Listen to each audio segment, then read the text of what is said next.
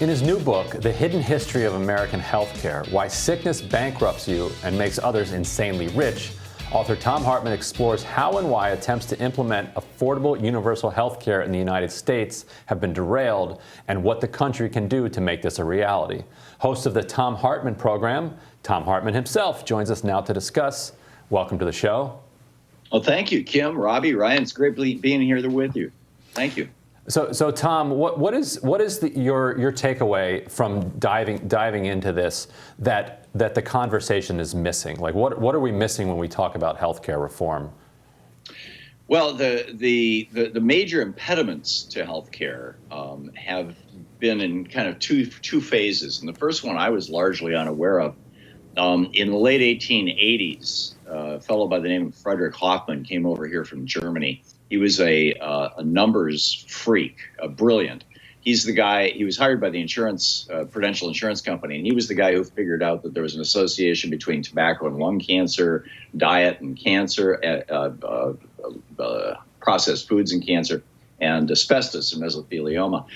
And he married a Southern belle down in Georgia and into a very kind of racist plantation family. And he ran the numbers on death and morbidity on sickness on black people versus white people, and came to the conclusion that black people were genetically inferior, and therefore, and he wrote a book about this the same year Plessy came out in 1896. It was called The Race, Traits, and Tendencies of the American Negro.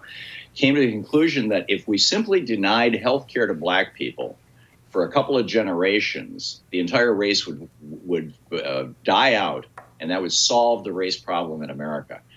That became the rallying cry against any kind of a national healthcare system. He became a very famous man, and he testified before Congress. He went on a road show, the Prudential, which he became a vice president of, the largest insurance company in the country at the time, put him on a road show. He traveled all over the United States, testified before state legislatures with this particular pitch.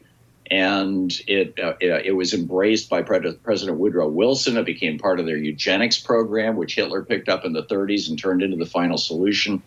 It was used to block Teddy Roosevelt in 1912 when he wanted a national health care system. It was used to block Franklin Roosevelt in 1937 when he tried it. It was used to block Truman in 47.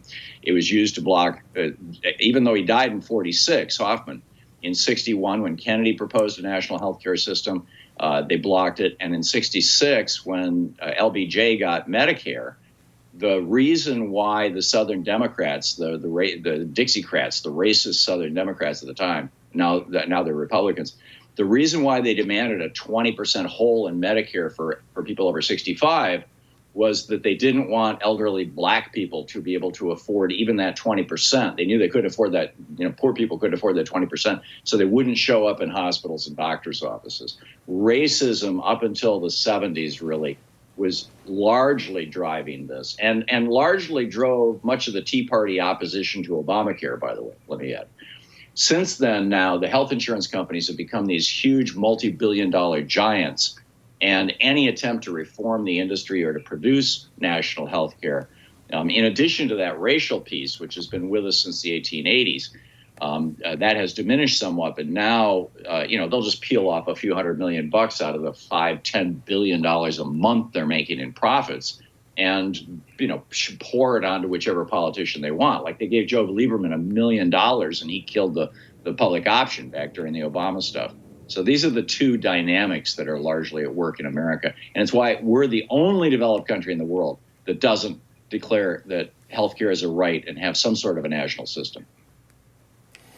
Yeah, I don't know if you can characterize all opposition to a large national system as based in sort of racism or cynicism. I mean, our country was founded in a different way, that not to have large unitary national government, but to have 50 kind of different governments and a structure for cooperation. But I mean, it's written into our founding documents. It's somewhat been overcome over 200 years. We now have lots of powerful national federal government, but the founding documents thwarted that effort. And I think a lot of the some of the Tea Party, obviously, I think there were racist elements of various conservative movements, some of them, but I think there was also some skepticism of large national government that actually did go back to the way it's intended to be, or was intended to be. The way it was intended to be, if you're talking about the Articles of Confederation, that really didn't work. That's why we got the Constitution.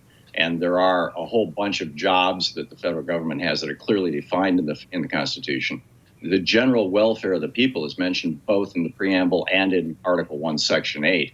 And if we decided a long time ago that general welfare includes like we all collectively pay for fire departments to put out our houses when they're on fire, what about when your body's on fire? Isn't that equally part of the general welfare? But the local government is the fire department, not the national. One large national fire department is not what we have.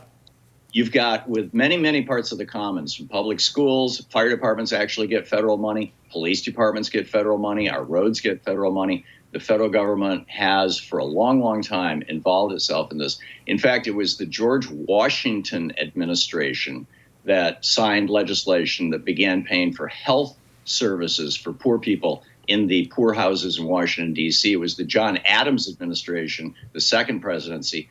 Both founders, both participants, neither of them were at the Constitutional Convention, but both participants in that area that signed into law the first single-payer healthcare system. It only applied to merchant marine seamen because that was so essential to commerce in the United States. But these were not even members of the military, and they were required to participate in a single-payer system. So we have a long history of this. This is not a federalism issue. Right. I just want to, if I could say that, when it comes to municipalities, by the way, you do have to have a fire department, I believe, schools in order to even be considered a city. There's some regulation on what it takes. But Thom, my question for you is, I understand the history. You're shedding a lot of light on this that I've never heard of myself. But do you think that sometimes when we turn these sort of issues, and I'm a big proponent of Medicare for all, but when we turn these issues into a racial issue, that it almost makes it counterproductive? There seems to be this sort of visceral reaction that happens when we say the reason we have XYZ thing is because of racism. You get a lot of people that push back on that, and they feel like they take this up. Whereas instead of arguing for it on behalf of the merits of all of us today, having Medicare for all, and I understand, you're saying, well, the Dixiecrats are now Republicans. I think a lot of those people aren't even alive today, so I don't know if it's even fair to say, those are the Republicans that were the Dixiecrats. But for today, the argument for Medicare for all, I don't know how productive it is to bring racism into it without that being counterproductive. Do you see what I'm saying? History of it. Race, right up until the 60s, race was the major issue. The AMA was segregated, our hospitals were segregated, 100%. In fact, Medicare was probably the most successful desegregation program ever.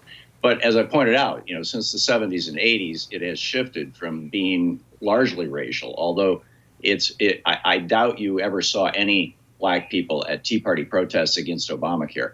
But nonetheless, since the 1980s, instead of it being largely racial, it's been mostly giant corporations protecting their cash cow. We have a health insurance industry in the United States that has attached itself to our backs like giant leeches that no other developed country in the world has, and they make billions in profit. One company, United Healthcare, but Dollar Bill McGuire, the name that the Wall Street Journal gave him. Did you say there were no black people at Tea Party rallies? All right, let's go with few. Maybe disproportionately fewer. There were certainly one or there are black conservatives. One or two. But Thom, it's an interesting question because clearly, over the last 200 years of American history, racism in the U.S. has divided the working class in a way that has made it much more difficult for the U.S. to get the kind of universal social programs that a lot of other industrialized countries have. Like that is a clear consequence of our history.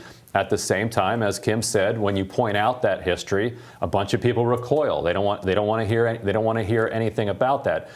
So how do you get to a place where you can acknowledge the truth, draw the appropriate lessons, from that? Because if it is in fact this history of racism that is standing in the way of social progress. It doesn't help anybody to pretend that it's not. But how do you acknowledge that, but then also move forward in a way that appeals to a vast number of people who don't want to hear anything about it? Yeah, excellent point, and thank you for making it. I think the fact that the average American family is spending about $3,000 a year more than families in any other developed country on healthcare is a starting point. We pay twice as much, roughly, for drugs as anybody else. We just pay massively. I was on Danish radio a few years back interviewing a conservative politician, and I said, "Oh, you're a conservative. You must hate the national healthcare system." He's like, "What? Are you crazy?" And so I said, and I'd just been in Copenhagen, and I said, "Oh, well, you must be really upset that they just turned 20% of the streets, or whatever the percentage was, into bicycle only." And he was like, "No, that's going to lower my taxes." I'm like, "How?" And he says, "Because our taxes pay for healthcare. And so if more people ride their bikes to work, more people are going to be healthy, and that's going to lower my taxes. There'll be fewer heart attacks and strokes." So we have all these other countries, the other 34 members of the OECD, the richest countries in the world, they all have systems where the country gets it, and the country is incentivized to keep people healthy. Here in the United States, we have this perverse incentive. It's the exact reverse, where we don't pay for the consequences of alcoholism, obesity, tobacco addiction, lack of exercise, things like that, in any consequential way as a society. We pay for it individually, and so it gets buried. And then on top of that, we've got this insurance industry that, like I said, is just sucking all this money out and paying its CEOs. In the case of United Healthcare and Bill McGuire, $1.6 billion. His successor, Stephen Hemsley, $700 million. That's mind-boggling. It just doesn't exist in any other country. The book is The Hidden History of American Healthcare: Why Sickness Bankrupts You and Makes Others Insanely Rich. Thom, thanks so much for being with us today. My pleasure. Thanks for having me. More Rising after this.